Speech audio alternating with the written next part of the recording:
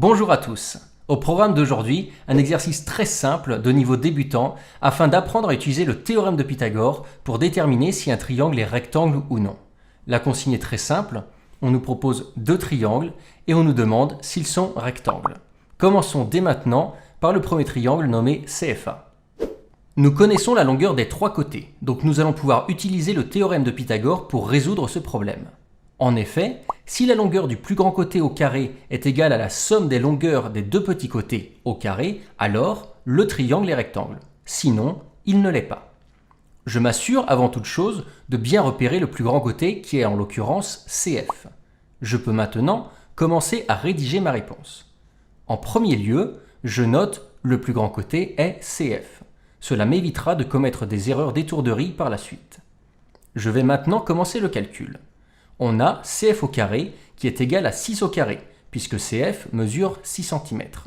Ainsi, CF au carré est égal à 36, puisque 6 fois 6 est égal à 36. Je m'arrête et je passe à la seconde étape, le calcul de la somme des carrés des longueurs des deux petits côtés. Les deux petits côtés sont CA et AF. Par conséquent, on a CA au carré plus AF au carré qui est égal à 3,6 au carré plus 4,8 au carré, puisque CA mesure 3,6 cm et AF mesure 4,8 cm. On a 3,6 fois 3,6 qui est égal à 12,96 et 4,8 fois 4,8 qui est égal à 23,04. Donc CA au carré plus AF au carré est égal à 12,96 plus 23,04. Je continue mes calculs et je trouve que CA au carré plus AF au carré est égal à 36 puisque 23,04 plus 12,96 est égal à 36. Je m'arrête et je passe à la troisième étape. Est-ce que les résultats sont identiques? La réponse est oui. Dans les deux cas, j'ai trouvé 36. Ainsi, on a CF au carré qui est égal à CA au carré plus AF au carré. Par conséquent, d'après le théorème de Pythagore, le triangle CFA est rectangle et il est rectangle en A puisque le plus grand côté qui était CF devient l'hypoténuse et est donc à l'opposé de l'angle droit. J'encadre les résultats, je souligne les éléments importants et l'exercice est terminé. Passons à présent au cas du deuxième triangle nommé DEG. La question est toujours la même puisque l'on cherche à savoir s'il est rectangle ou non.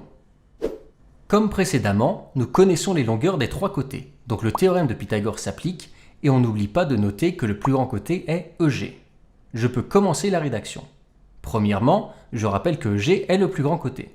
Je peux à présent commencer sereinement les calculs. EG au carré est égal à 9 au carré puisque EG mesure 9 cm. 9 fois 9 est égal à 81, donc EG au carré est égal à 81. La première étape est terminée. Je passe à la seconde étape. Les deux petits côtés sont DE et DG et mesurent respectivement 8 cm et 4 cm. Donc DE au carré plus DG au carré est égal à 8 au carré plus 4 au carré. 8 fois 8 est égal à 64 et 4 fois 4 est égal à 16. Par conséquent, DE au carré plus DG au carré est égal à 64 plus 16.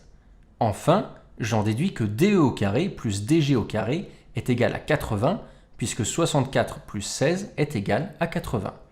Je passe enfin à la troisième étape. Je compare les résultats. Sont-ils identiques? La réponse est non. D'un côté, je trouve 81 et de l'autre, je trouve 80. Par conséquent, EG au carré n'est pas égal à DE au carré plus DG au carré. Et donc, d'après le théorème de Pythagore, le triangle DEG n'est tout simplement pas rectangle. J'encadre les résultats, je souligne les éléments importants et l'exercice est terminé. Cette vidéo est elle aussi terminée et ce sera tout pour aujourd'hui.